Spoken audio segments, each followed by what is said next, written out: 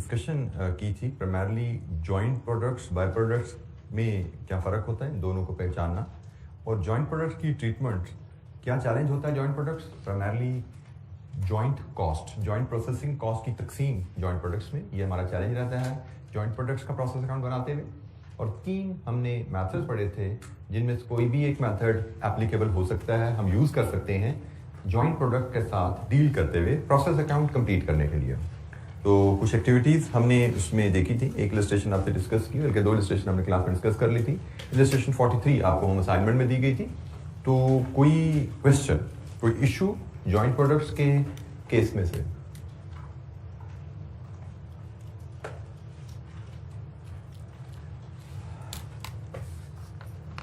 अच्छा जी, हमने कल मैंने आपसे ग्रुप में शेयर किया कि आप लोगों की असेसमेंट हुई थी, उसकी डिस्कशन पेंडिंग है। कुछ स्टूडेंट उसमें कुछ सवाल करना चाह रहे थे, तो जनाब 1 बाय 1 डिस्कस करते हैं। पहले असेसमेंट को डिस्कस कर लेते हैं, फिर हम आगे मूव करेंगे। तो असेसमेंट में पहला क्वेश्चन हमारा मार्जिनल एब्जॉर्प्शन कॉस्टिंग के पीएनएल पे था। तो कोई इसमें क्या मसला मसाइल है जी, क्या चैलेंज इसमें फेस किया आप लोगों ने?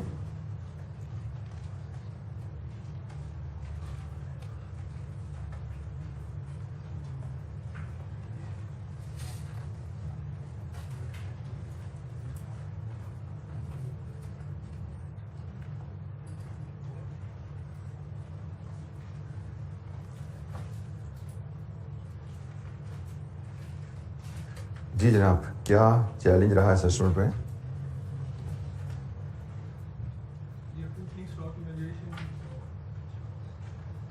जी बेटा,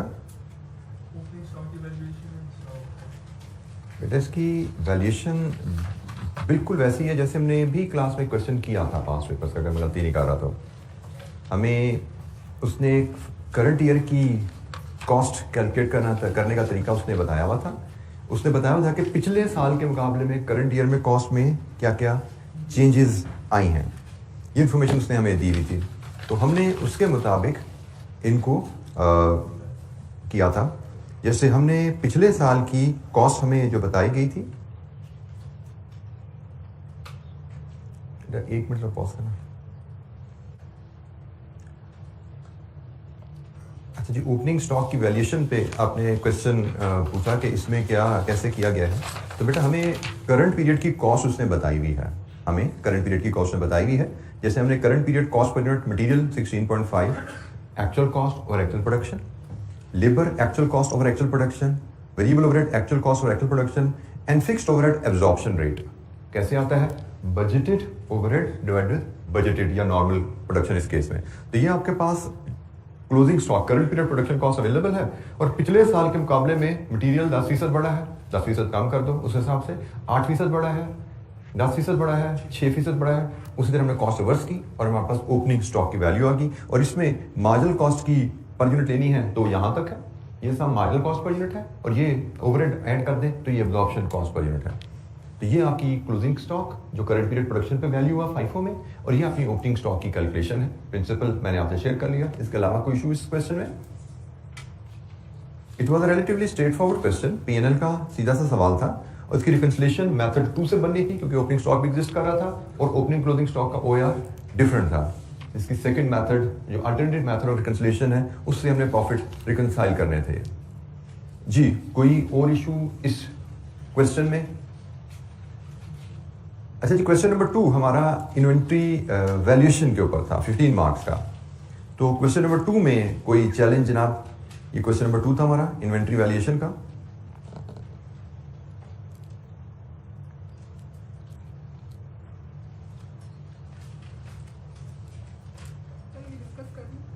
जी बेटा, सारे का सारा डिस्कस करना है? इतना सारा डिस्कस करना है बेटा? इसमें प्रिंसिपल मैं आपसे शेयर कर लेता हूँ क्या है।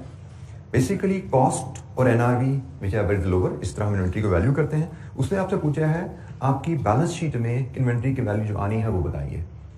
उसने आपको 3 inventory A, B, C 3 items का उसने हिसाब दिया है। इसके अलावा बाकी आइटम्स उसने हिसाब आपको नहीं दिया, ठीक है।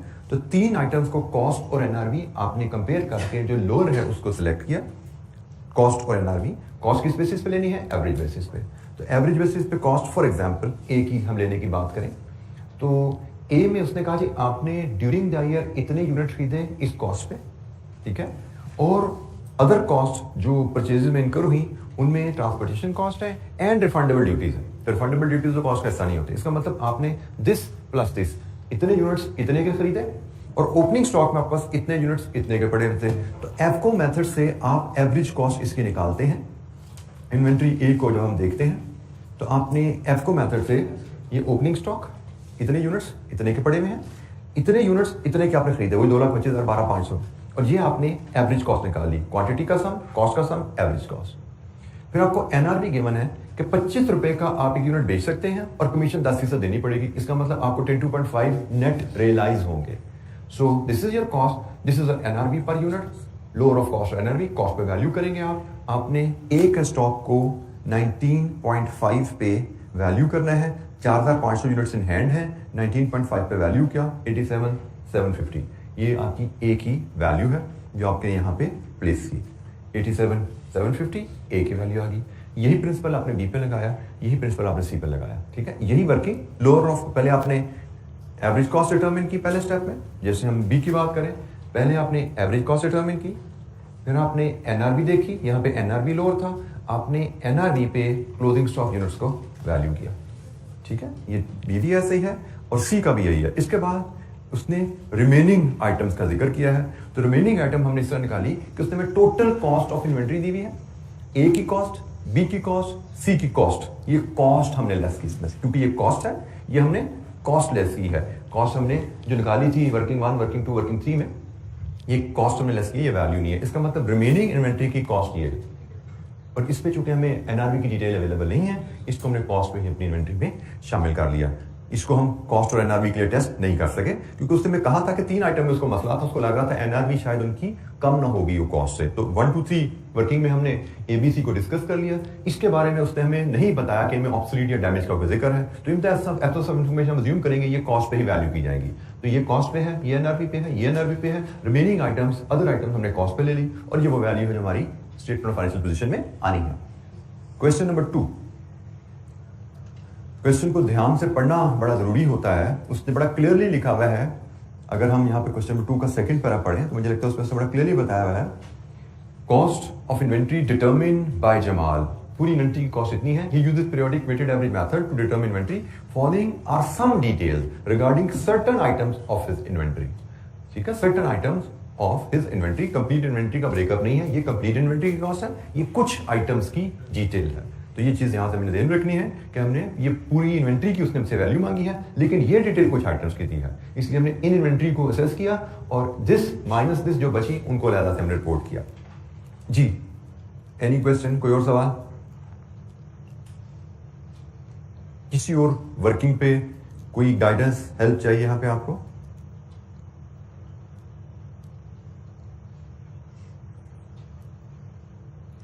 अच्छा जी, क्वेश्चन नंबर 3 एबीसी पे था। इसमें हमसे कॉस्ट पर यूनिट कहा गया था कि ट्रेडिशनल अब्जॉर्प्शन कॉस्टिंग के तहत कॉस्ट पर यूनिट कैलकुलेट करें और एबीसी के तहत कॉस्ट पर यूनिट कैलकुलेट करें। इसमें मटेरियल और लेबर कॉस्ट तो कॉमन आ रही थी दोनों पार्ट्स में, सिर्फ ओवरहेड की कैलकुलेशन बदलनी थी। ट्रेडिशनल अब्जॉर्प्शन के तहत ओवरहेड पर यूनिट क्या आता है और एबीसी के तहत ओवरहेड पर यूनिट कैसे लेना है। तो इसमें जी कोई मसला मसाइल? ट्रेडिशनल एब्जॉर्प्शन कॉस्टिंग में हमने टोटल ओवरहेड्स को किस बेसिस पे एब्जॉर्ब करना था? Using direct labour our basis. ये ट्रेडिशनल, ये ओवरहेड्स हैं और हमने बजटेड लेबर आवर्स निकालने थे। बजटेड लेबर आवर्स आपके कहां से आने थे? ये जनाब यूनिट्स हैं।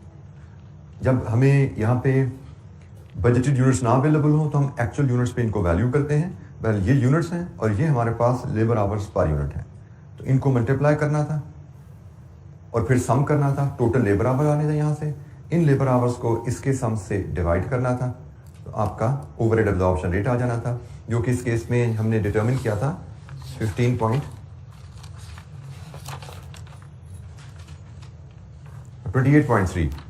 ठीक है जी, यहाँ पे 28.3 हमने ओवरहेड्स एब्जॉर्प्शन रेट डिटरमिन किया था, क्योंकि लेबर आवर यहाँ से 6,900 बन रहे हैं और ये टोटल जो बन रहा है ओवरहेड्स का वो 195,270 है।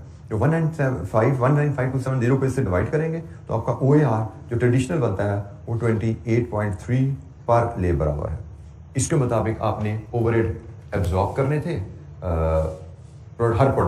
हर प्रोडक्ट में जितने आवर लगे हैं उसके हिसाब से रेट से मल्टीप्लाई करके ओवरहेड उसमें एब्जॉर्ब करने थे। मटेरियल कॉस्ट की डिटेल आपको अलग से दी गई थी, जैसे क्वांटिटी ऑफ मटेरियल ये गिवन है, लेबर आवर ये गिवन है, तो रेट ये मटेरियल का है और ये लेबर का है। तो क्वांटिटी मटेरियल की इनटू रेट ये मटेरियल की कॉस्ट आ गई, लेबर आवर्स इनटू रेट ये आपकी लेबर की कॉस्ट आ गई, और labour hour into overhead absorption rate ये आपके ओवरहेड की कॉस्ट आ गई। So cost per unit of a अगर मैं देखूं तो 2 इंटू 1.2, फिर 0.1 इंटू 14.8 और 0.1 इंटू 28.30 ये ट्रेडिशनल कॉस्टिंग के तहत ए की कॉस्ट है। इसी तरह बी की कॉस्ट और इसी तरह सी की कॉस्ट आपने कैलकुलेट करनी थी ट्रेडिशनल कॉस्टिंग के तहत, और फिर ABC में सिर्फ ये ओवरहेड की वैल्यू बदलनी थी, material cost labour cost same इसी अंदाज में कैलकुलेट होनी थी। जैसे यहां से ए की कॉस्ट देखिए क्या आ रही है 6.71, ये ए की कॉस्ट पर यूनिट है 2.4, 1.48, 2.83 ये ए की कॉस्ट पर यूनिट है। इसी तरह बी और सी की निकालनी थी तो ये आपका 8 नंबर का पार्ट कंप्लीट होता है। ओवरहेड एब्जॉर्प्शन रेट ये आ गया, मटेरियल लेबर ओवरहेड ए की बी की सी की 8 मार्क्स यहाँ पे कंप्लीट होते हैं। और ABC में ये कॉस्ट कॉमन रहनी थी, मटेरियल और लेबर, सिर्फ ओवरहेड की कॉस्ट पर यूनिट बदलनी थी। ABC में ओवरहेड कॉस्ट पर यूनिट निकालने का तरीका थोड़ा डिफरेंट होता है, वो हमने पहले भी सीखा हुआ है कि ट्रेडिशनल एब्जॉर्प्शन कॉस्टिंग में हम direct overhead cost per unit निकाल लेते हैं, OAR निकालते हैं और डायरेक्ट ओवरहेड एब्जॉर्प्शन रेट निकालते हैं। लेकिन ABC में हम पहले ओवरहेड टोटल ओवरहेड्स को तकसीम कर देते हैं प्रोडक्ट्स में। पहले हम टोटल ओवरहेड्स को प्रोडक्ट में तकसीम करते हैं, उसके बाद हम कॉस्ट पर यूनिट बनाते हैं। जैसे जो पहला ओवरहेड है हमारा मशीन सेटअप कॉस्ट, उसको हमने मशीन सेटअप कॉस्ट को हमने तकसीम किया बेसिस में से, जो बेस सेलेक्ट की वो हमें सूटेबल बेस नजर आ रही है, number of production run. Setup cost का ताल्लुक प्रोडक्शन रन से है। सेटअप कॉस्ट को हमने प्रोडक्शन रन की बेसिस पे, सेटअप कॉस्ट को हमने प्रोडक्शन रन की बेसिस पे तकसीम किया।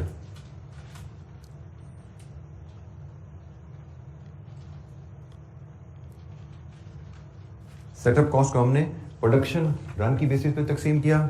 हमने रनिंग कॉस्ट को मशीन आवर्स की बेस पे तकसीम किया। प्रोक्योरमेंट कॉस्ट को हमने परचेज ऑर्डर की बेस पे तकसीम किया। डिलीवरी कॉस्ट को हमने डिलीवरीज की बेस पे तकसीम किया। इन बेसिस पे हमने इन कॉस्ट को A, B और C में तकसीम कर दिया। ये बेसिस हैं, ये A, B, C के सेटअप्स हैं, ये A, B, C के मशीन आवर्स हैं, ये A, B, C के परचेज ऑर्डर हैं, ये A, B, C के डिलीवरी ऑर्डर हैं, डिलीवरीज हैं। तो इन बेसिस पे हमने इन कॉस्ट को ABC में तकसीम किया हुआ है, टोटल तकसीम आ गई।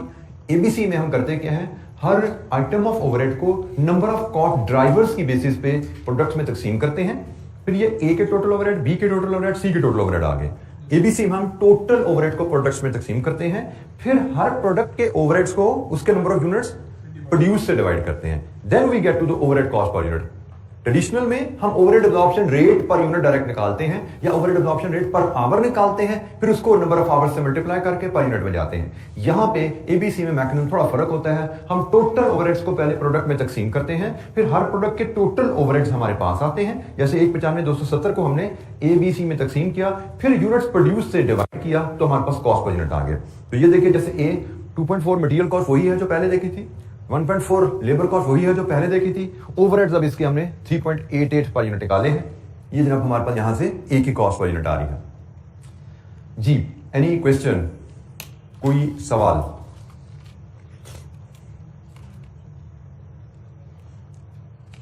ओवरहेड एंड ABC पे ये क्वेश्चन था।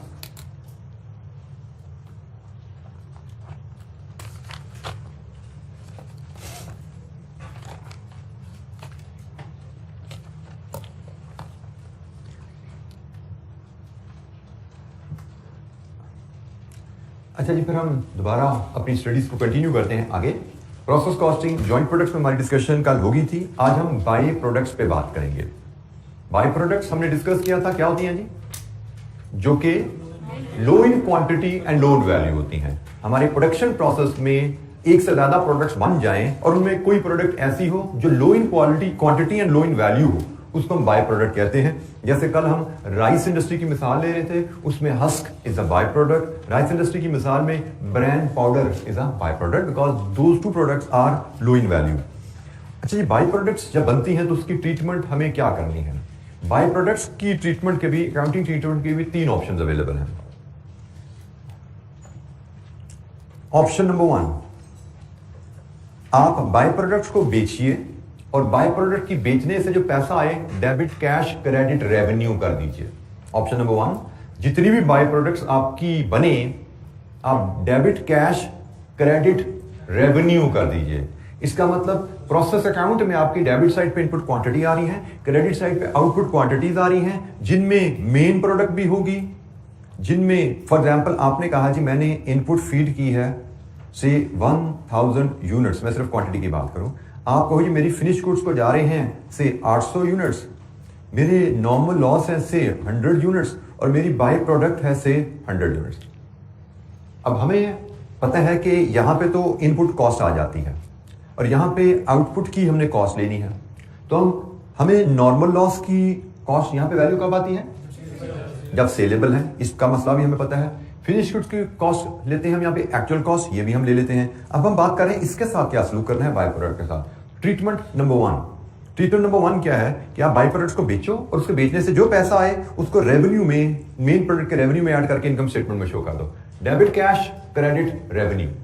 इसका मतलब ऑप्शन नंबर 1 के तहत यहाँ पे कुछ नहीं आएगा।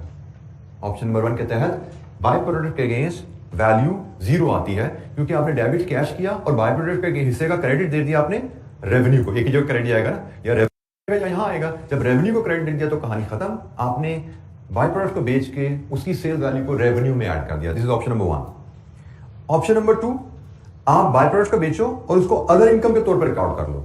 Debit cash credit other income कर लो। जैसे हमने हस्क बेचा, debit cash credit other income, हम अदर इनकम को भी क्रेडिट कर सकते हैं। इस केस में भी यहां पे 0, प्रोसेस अकाउंट में कोई वैल्यू क्वांटिटी के अगेंस्ट नहीं आती। तीसरी ऑप्शन जो रिकमेंडेड ऑप्शन है, जो सबसे ज्यादा यूज्ड होने वाली ऑप्शन है, और अगर यहां पे मैं क्या कर दूं, अगर एग्जामिनर ने बाय प्रोडक्ट की ट्रीटमेंट का तरीका आपको नहीं बताया हुआ तो ये तीसरा मेथड चलता है। जॉइंट प्रोडक्ट्स में तुमने कहा था ना 3 मेथड, एग्जामिनर बताएगा किस मेथड से अपने अकाउंटिंग करनी है, आप उस मेथड को फॉलो करेंगे। बाय प्रोडक्ट्स में एग्जामिनर साइलेंट भी रह सकता है, बताएगा बाय प्रोडक्ट है, लेकिन अकाउंटिंग कैसी करनी है? खामोशी। तो हमें पता होना चाहिए अगर बाय प्रोडक्ट की ट्रीटमेंट में एग्जामिनर साइलेंट रहे तो हम तीसरा मेथड यूज करते हैं। और तीसरा मेथड कोई हमारे लिए नया नहीं है। तीसरा मेथड यह है कि जी जिस तरह आप स्क्रैप वैल्यू की सेल को ट्रीट करते हो, नॉर्मल लॉस बाय प्रोडक्ट की सेल को भी वैसे ट्रीट करो। नॉर्मल लॉस की स्क्रैप वैल्यू कैसे ट्रीट होती है? क्रेडिट की जाती है प्रोसेस अकाउंट में और कॉस्ट पर यूनिट में भी एडजस्ट की जाती है। ऐसा ही है, यहां पे भी ऐसा ही करेंगे। बाय प्रोडक्ट की सेल वैल्यू क्रेडिट की जाएगी प्रोसेस अकाउंट को और कॉस्ट पर यूनिट की कैलकुलेशन में भी एडजस्ट की जाएगी, इनपुट प्रोसेस कॉस्ट में से लेस की जाएगी। ये तीसरी ऑप्शन है और ये सबसे ज्यादा यूज होने वाली ऑप्शन है, ये सबसे ज्यादा फेयर ऑप्शन है। और जैसे मैंने कहा कि अगर एग्जामिनर साइलेंट रहेगा तो हम इस मेथड को ऑप्ट करते हैं। नायत सिंपल ट्रीटमेंट है जी, फिर सुन लीजिए। आपकी जो बाय प्रोडक्ट निकली, आपने इनकी सेल वैल्यू कैलकुलेट की। फॉर एग्जांपल ये 100 यूनिट्स हैं, आपने कहा जी ये मेरे 100 यूनिट्स अगर मैं बेचना चाहूं तो 5 रुपए के हिसाब से 500 के बिकते हैं, ये आपकी सेल वैल्यू है बाय प्रोडक्ट की। अब हम कह रहे हैं इस 500, ये जो हम इसको बेच के 500 लाएंगे उसका सलूक क्या करें? Option number 1 debit cash credit revenue, income statement में ले जाओ, यहां पे कुछ ना है। Option number 2 debit cash credit other income 500 से, यहां पे कुछ ना है। Option number 3 debit cash credit process account 500 से, ये ऑप्शन नंबर 3 है। तो सिंपल अकाउंटिंग ट्रीटमेंट है कि जो यूनिट्स बाय प्रोडक्ट निकले हैं उनकी सेल वैल्यू कैलकुलेट कर लो, जो मेथड एग्जामिनर कहे उसके मुताबिक इनको पोस्ट कर दो। प्रोसेस अकाउंट में पोस्ट करना है या आपने इनको रेवेन्यू या अदर इनकम, 3 ऑप्शन है। रिकमेंडेड ऑप्शन ये वाली है कि बाय प्रोडक्ट की सेल वैल्यू आप यहां पे क्रेडिट कीजिए। जी जनाब, एनी क्वेश्चन? और हमने कहा तीसरे मेथड में जब हम जाते हैं तो ये भी एक कैलकुलेशन आपको याद रखनी है। जब आप बाय प्रोडक्ट से डील करते हैं तो एक्सपेक्टेड आउटपुट की कैलकुलेशन स्लाइटली बदलती है। क्या चेंज आया? अब से पहले हम क्या करते थे कि जी expected output is input minus normal loss, लेकिन जब बाय प्रोडक्ट्स आ जाते हैं तो एक्सपेक्टेड आउटपुट की कैलकुलेशन ये बनती है जी, input minus normal loss minus by product. ये भी याद रखिएगा, ये एक चेंज आती है हमारी कैलकुलेशन में। तो छोटी छोटी सी इलस्ट्रेशन है जी हमारे पास, जरा बाय प्रोडक्ट से डील करना इनको देखते हैं। इलस्ट्रेशन नंबर 44, इसको इलस्ट्रेशन नंबर 44। अच्छा, जिसमें हमसे कहा गया जा रहा है calculate cost per ton of the rice produced when sale proceeds of the rice husk is treated as other income और रेवेन्यू। अदर इनकम से ट्रीट करें या रेवेन्यू से ट्रीट करें तो कॉस्ट पर टन क्या आती है, and deducted from the process cost. मतलब ये मेथड 1 और 2 है और ये मेथड 3 है। उसने कहा जी मेथड 1 या 2 से चलें तो कॉस्ट पर टन क्या आएगी, और मेथड 3 से चलें तो कॉस्ट पर टन क्या है। मेथड 1 और 2 में कॉस्ट पर टन की कैलकुलेशन सेम रहती है और मेथड 3 में कॉस्ट पर टन की कैलकुलेशन बदलेगी, क्योंकि मेथड 3 में हम बाय प्रोडक्ट की सेल वैल्यू को क्रेडिट कर रहे हैं प्रोसेस अकाउंट में। यहां पे दोनों केसेस में बाय प्रोडक्ट की सेल वैल्यू प्रोसेस अकाउंट को क्रेडिट नहीं हो रही, एक में रेवेन्यू क्रेडिट होती है, एक में अदर इनकम को क्रेडिट होती है। तो इसलिए प्रोसेस अकाउंट पे फर्क नहीं पड़ा, प्रोसेस कॉस्ट एक जैसी आती है। यहां पे प्रोसेस अकाउंट बदल जाता है, कॉस्ट बदल जाती है। Let's read the data. Cother Grain Rice Mills processed 100 tons of paddy, raw material 100 ton process किया during the month of December. Costs incurred in the process were as follows: 100 tons of paddy at 9,000 per ton, transportation cost 5,000, loading and unloading 2,000, other labor costs 8,000, factory overheads 10,000. Output from the common process were rice husk 80 ton, rice 80 ton, rice husk 18 tons, this is a byproduct, and evaporation loss 2 tons, which is normal loss. ठीक हो गया? Rice husk is expected to sell for 2,000 per ton. हमसे कहा गया जी calculate cost per ton of the rice produce. तो जनाब इसके लिए हमें 2 वैल्यूज पहले कैलकुलेट कर लेते हैं और उसके बाद हम फिर बल्कि 3 वैल्यूज हम कैलकुलेट करेंगे जी। 3 वैल्यूज कैलकुलेट करेंगे पहले और फिर हम ये कैलकुलेशन परफॉर्म करेंगे कॉस्ट पर टन की। तो सबसे पहले हम कैलकुलेट करते हैं इनपुट प्रोसेस कॉस्ट। हमारी इनपुट प्रोसेस कॉस्ट क्या है? इनपुट प्रोसेस कॉस्ट में उसने कहा जी आपका 100 टन पैडी 9,000 रुपए के हिसाब से लगा, प्लस मैं ऐड करता जा रहा हूं 5,000 की ट्रांसपोर्टेशन है, प्लस 2,000 की लोडिंग अनलोडिंग है, प्लस 8,000 की अदर लेबर कॉस्ट है, प्लस 10,000 के फैक्ट्री ओवरहेड है। ये टोटल आपकी इनपुट कॉस्ट कितनी बनी? 925,000। ये इनपुट कॉस्ट आपकी टोटल आ गई। फिर हम एक और वैल्यू लेते हैं, sale value of by product. इसकी भी हमें जरूरत पड़ने वाली है कहीं ना कहीं। वो उसने बताया हुई 2,000 पर टन, तो 18 टन बाय प्रोडक्ट निकली है इनटू 2,000, 36,000 रुपीज। और एक और वैल्यू हम लेते हैं एक्सपेक्टेड आउटपुट की, क्योंकि कॉस्ट पर टन निकालनी है तो एक्सपेक्टेड आउटपुट भी लेनी पड़ेगी। और एक्सपेक्टेड आउटपुट क्या है जी? Input minus normal loss minus by product. तो input 100 ton, normal loss 2 ton और बाय प्रोडक्ट 18 टन। 80 टन आपकी ये एक्सपेक्टेड आउटपुट है। अच्छा जी, जब ये डेटा आ गया अब हम पार्ट 1 के तहत cost per ton of rice calculate करेंगे। पार्ट 1 के तहत कॉस्ट पर टन राइस क्या होगा? Input process cost divided with expected output. Part 1 के तहत कॉस्ट पर टन आपकी आएगी 9,25,000 डिवाइडेड विद 80, 11,563 रुपीज। ये है जी cost per ton with part 1, जिसमें उसने कहा बाय प्रोडक्ट की सेल को रेवेन्यू में ले जाओ, बाय प्रोडक्ट की सेल को अदर इनकम में ले जाओ। उस केस में हमारा कॉस्ट पर यूनिट का फॉर्मूला ये रहेगा। नॉर्मल लॉस एवेपोरेशन लॉस है, उसकी कोई सेल वैल्यू अवेलेबल नहीं है। बाय प्रोडक्ट की सेल वैल्यू अवेलेबल है, लेकिन ऑप्शन 1 और 2 में हमें कहा गया है कि आप उसको रेवेन्यू या अदर इनकम में ले जाइए, प्रोसेस्ड कॉस्ट को हिट ना कीजिए सेल ऑफ बाय प्रोडक्ट से। सो पार्ट 1 में हमारी जो कॉस्ट पर टन आती है वो ये है। और पार्ट 2 में उसने कहा है कि अगर आप सेल ऑफ बाय प्रोडक्ट को डिडक्ट करो प्रोसेस कॉस्ट में से, तो उस केस में cost per ton of rice का हमारा फॉर्मूला जो बनेगा that will be input process cost minus sale value of byproduct divided with expected output. 9,25,000 minus 36,000 divided with 83। लीजिए जी, हम देख सकते हैं कि कॉस्ट पर यूनिट हमारी रिड्यूस होगी। अगर हम ट्रीटमेंट बदलते हैं तो कॉस्ट पर यूनिट बदल गई है, and this is recommended treatment. वैसे तो जो एग्जामिनर कहे उसके मुताबिक ट्रीट कर दो, लेकिन आपसे पूछे कि भाई बेहतर तरीका क्या है, उस तरीके से कॉस्ट निकालो, तो वो तरीका ये है। या क्वेश्चन सिर्फ कहे कॉस्ट पर टर्न निकालो, तो वो इस तरीके से निकलती है, इस फॉर्मूले से निकलती है। यहां पे एक चीज नोट कीजिएगा, चूंकि एक्सपेक्टेड आउटपुट में नॉर्मल लॉस, यहां पे नॉर्मल लॉस है तो जरूर यहां पे, लेकिन उसकी वैल्यू नहीं थी। अगर नॉर्मल लॉस की भी सेल वैल्यू होती तो हमें वो भी यहां पे लेस करनी थी। ठीक है, एक्सपेक्टेड आउटपुट में हमने क्या क्या चीजें लेस की हुई है, हमने input minus normal loss minus by product less की है। इसी तरह यहां पे कॉस्ट पर यूनिट की कैलकुलेशन में भी हम जो सेल वैल्यू लेस करते हैं, input process cost minus cell value of normal loss minus cell value of by product की जाती है। ठीक है, लेकिन यहां पे चूंकि नॉर्मल लॉस एवेपोरेशन लॉस है, उसकी सेल वैल्यू नहीं होती, वो यहां पे डिडक्ट नहीं की गई।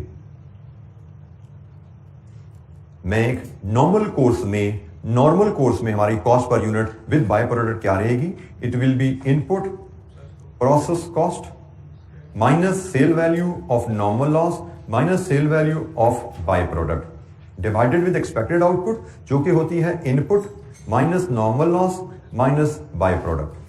हमारा ये कॉस्ट पर यूनिट का फॉर्मूला बन जाएगा जब बाय प्रोडक्ट्स भी इन्वॉल्व हो जाए। ये कंपोनेंट नए ऐड हो गए हैं। ये कंपोनेंट पहले हमने जो कॉस्ट पर यूनिट का फॉर्मूला सीखा था वो ये था, input process cost minus scrap value of normal loss over expected output. ये एक्सपेक्टेड आउटपुट की डेफिनेशन थी। और जब हम इस केस में आते हैं, थर्ड सिनेरियो में आते हैं, जहां पे कहा जाता है बाय प्रोडक्ट को प्रोसेस अकाउंट को क्रेडिट करो, जो कि रिकमेंडेड सिनेरियो है, तो कॉस्ट पर यूनिट का फॉर्मूला ऐसे बदल जाता है, अपडेट हो जाता है स्लाइटली। जी, एनी क्वेश्चन, कोई सवाल?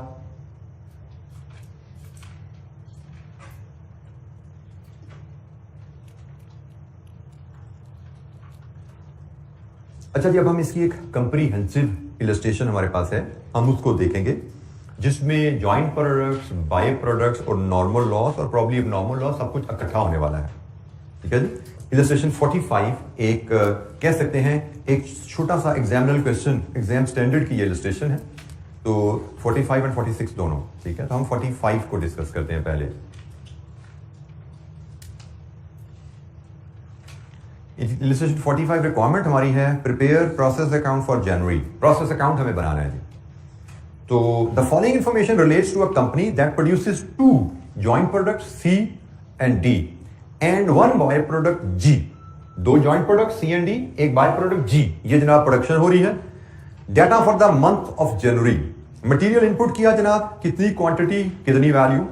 कन्वर्जन कॉस्ट इनकर की 2,10,000। Joint products output and value at split of. Joint product शायद सेलेबल है स्प्लिट ऑफ पे। हमें क्वांटिटी बताई गई है, C और D के यूनिट्स हैं, और उनकी sale value at split off. अगर हम इनको स्प्लिट ऑफ पे बेचते तो कितने की बिकती ये quantities. Normal loss 2000 units. Units loss have a scrap value of 2, ये नॉर्मल लॉस की सेल वैल्यू आ गई। 12,000 units of by product G are produced, each unit is sold for ₹1। So normal loss units उनकी scrap value, by products उनकी scrap value. Company policy is to credit by product sale value to the process account. Joint costs are distributed amongst the joint products on sale value basis. There was no opening or closing stock of work in process. So by product की treatment क्या है उसने बता दी। Bye product की sale value और process account को credit करते हो। जॉइंट प्रोडक्ट की ट्रीटमेंट का तरीका भी उसने बता दिया कि जॉइंट प्रोडक्ट्स में कॉस्ट को तकसीम किया जाता है sale value at split off point में। ठीक है, सो हमने यहां पे नॉर्मल लॉस, बाय प्रोडक्ट और जॉइंट प्रोडक्ट्स दोनों से डील कर रहे हैं। And if I recall correctly, यहां पे नॉर्मल लॉस भी आने वाला है। हमसे प्रोसेस अकाउंट बनाने को कहा गया ना, तो हम तो स्टैंडर्ड तरीके से जो हमने प्रोसेस अकाउंट बनाना सीखा ना, स्टेप 1 2 3 4 उस तरह चलते हैं और जब प्रोसेस अकाउंट उसका बनाते हैं और देखते हैं फिर क्या क्या इसमें चैलेंजेस हमारे सामने आते हैं। तो illustration 45 simply prepare process account. तो प्रोसेस अकाउंट बनाने के लिए जनाब 2 column debit quantity and value,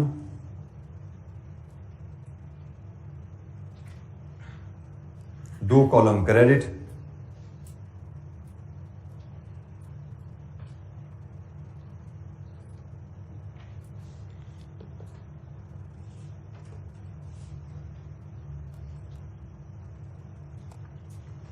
अच्छा जी, सबसे पहले हम कहते हैं जी डेबिट साइड पे इनपुट कॉस्ट लेके आइए।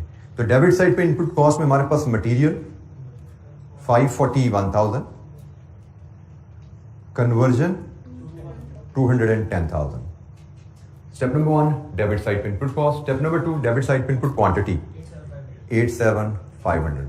स्टेप नंबर 3 क्रेडिट साइड पे क्वांटिटीज लाइए, डेबिट क्रेडिट क्वांटिटीज को टैली कीजिए। तो क्वांटिटीज जो हमें गिवन है सी डी जी नॉर्मल लॉस, सी की 36,000, डी की 30,000, जी की 12,000, नॉर्मल लॉस 2,000। तो देखिए डेबिट क्रेडिट साइड टैली हुई, डिफरेंस है शायद एबनॉर्मल लॉस है वो, ये बैलेंसिंग है कितना जी 7,500 का, ये जी 87,500 पे 87,500 पे हमारी क्वांटिटीज टैली हुई। ये हमने एक बैलेंसिंग फिगर डिटरमिन की।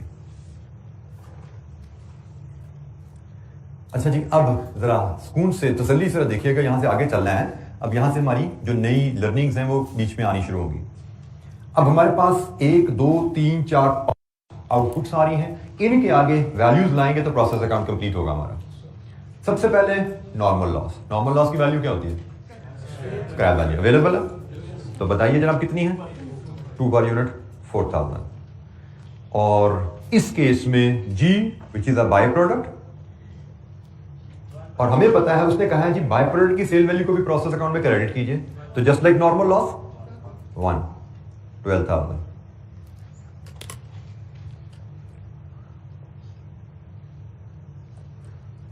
अच्छा जी, अब आ जाइए एबनॉर्मल लॉस और जॉइंट प्रोडक्ट्स के ऊपर।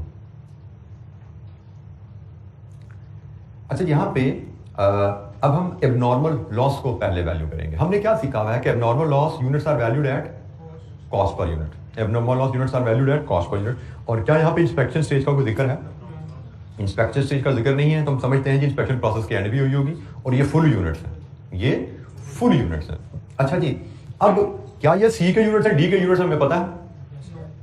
हमें नहीं पता, हमें तो पता है कि ये इनपुट में से यूनिट्स हैं, ये इनपुट में से यूनिट्स हैं। सी और डी का भी फर्क है यहां पे नहीं है।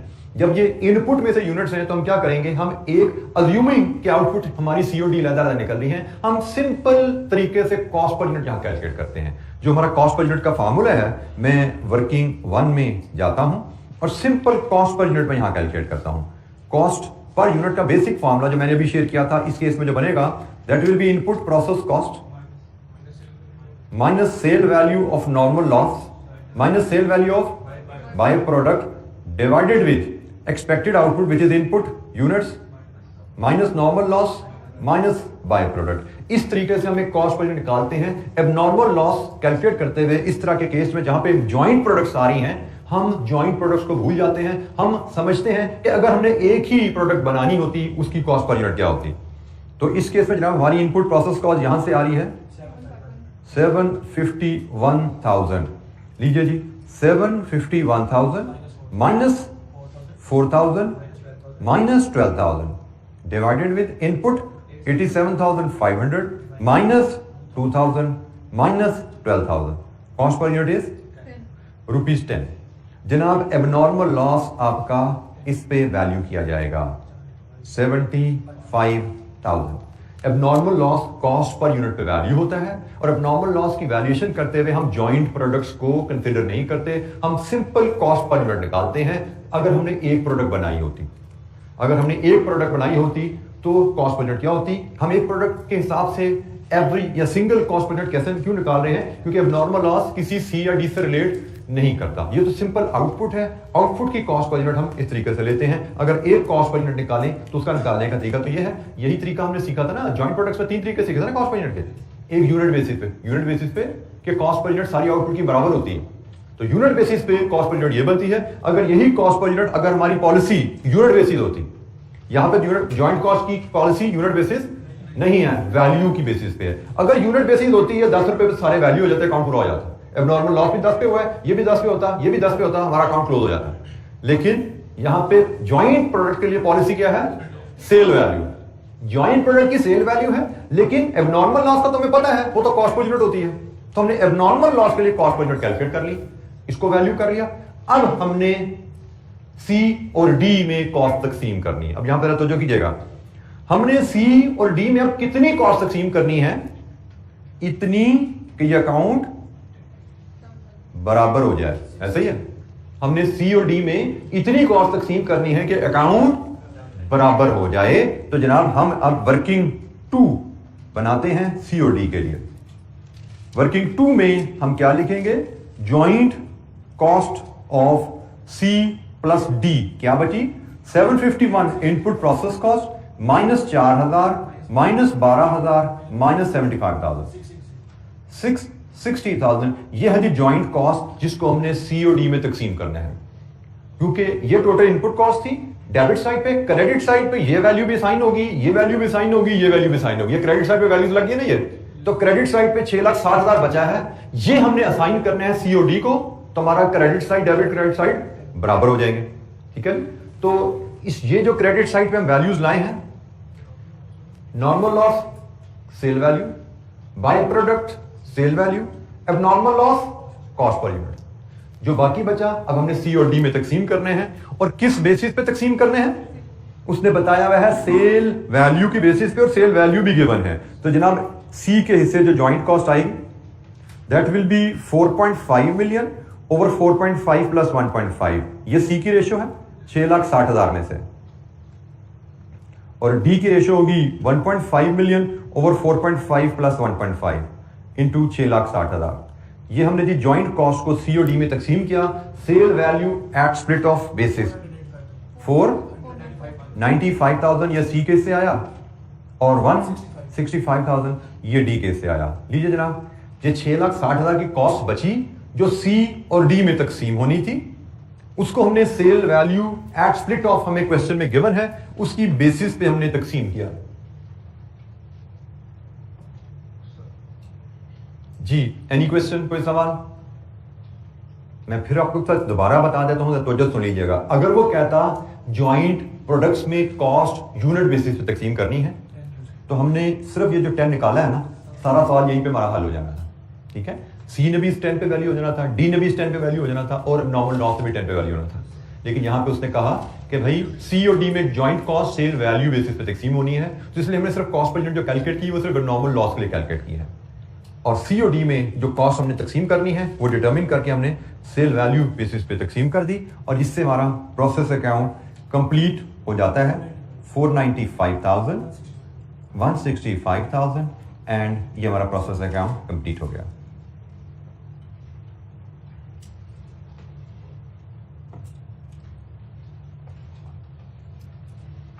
जी एनी क्वेश्चन, कोई सवाल?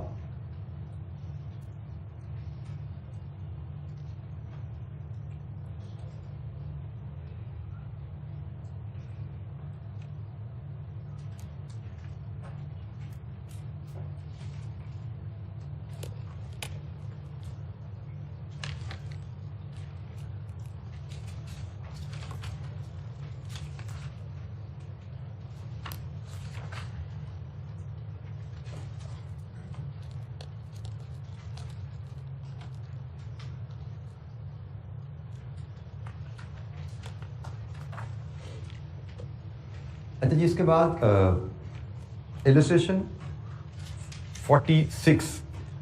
46 बिल्कुल रेप्लिका है इस एग्जाम्पल की, ठीक है। रेप्लिका है, सिर्फ फर्क एक है कि वहां पे नॉर्मल लॉस नहीं आएगा, अब नॉर्मल गेन आएगा। तो जो सुन लीजिएगा, इलस्ट्रेशन 46 आपकी होम असाइनमेंट रहेगी, सब कुछ ऐसा ही रहना है। सिर्फ फर्क क्या है, यहाँ पे कॉस्ट पर यूनिट पे आपने नॉर्मल लॉस को वैल्यू किया है, वहां पे कॉस्ट पर यूनिट पे नॉर्मल गेन को वैल्यू करेंगे, बस यही फर्क है। बाकी सब कुछ सेम रिपीट होने हैं काम, ठीक है। तो इलस्ट्रेशन 46 आपकी होम असाइनमेंट है। अगर आप करना चाहो तो आज ही, नहीं तो कल क्वेश्चन नंबर 3 आप ये भी होम असाइनमेंट में अटेम्प्ट करेंगे। हमारा जो प्लान है जो प्रैक्टिस का, वो क्वेश्चन नंबर 4 से शुरू होने वाला है, ठीक है। कल हम इलस्ट्रेशन 43 में अगर आपको कोई चैलेंज होगा उसको डिस्कस करेंगे, एंड आई विल एडवाइज कि क्वेश्चन नंबर 3 आप आज ना कीजिए, वो कल कर लीजिए। अगर आज किसी बच्चे को करने को दिल करे तो क्वेश्चन नंबर 3 भी अटेम्प्ट कर सकते हैं वैसे, लेकिन मैं जल्दी रिकमेंड करूंगा कि हम इसको कल, जब हम कुछ एक्टिविटी शुरू कर देंगे पास्ट पेपर की, फिर आप अटेम्प्ट कर लीजिएगा। तो हम कल 46 क्वेश्चन इलस्ट्रेशन में जो आपका कोई चैलेंज होगा उसको डिस्कस करेंगे। असूलन इलस्ट्रेशन 44 एक आपने रिवाइज की हो तो 45 आपने रिवाइज की हो, 46 में आपको कोई चैलेंज नहीं आएगा इंशाअल्लाह, लेकिन स्टिल कोई इशू होगा हम डिस्कस करेंगे। और क्वेश्चन नंबर 4 ऑनवर्ड ये हमारा प्रैक्टिस प्लान है, आपके सामने सर आ रहा है। क्वेश्चन नंबर 15 तक ये पूरा प्लान आपके सामने है। तो 4 5 6 4 5 6 7 8 क्वेश्चन इंशाअल्लाह हम क्वेश्चन करेंगे। प्रोसेस कॉस्टिंग के 4 से 5 दिन हमें इस पे लगेंगे, ठीक है। तो इसका मतलब ये वीक तो तकरीबन हमारा सारा प्रोसेस कॉस्टिंग पे ही जाने वाला है, और नेक्स्ट वीक में हम प्रोसेस कॉस्टिंग को कंप्लीट करके हम नेक्स्ट चैप्टर की तरफ मूव करेंगे, ठीक है जी। तो इंशाअल्लाह कल मुलाकात होगी मजीद पास्ट पेपर क्वेश्चन की डिस्कशन के लिए। Thank you very much. अस्सलाम वालेकुम।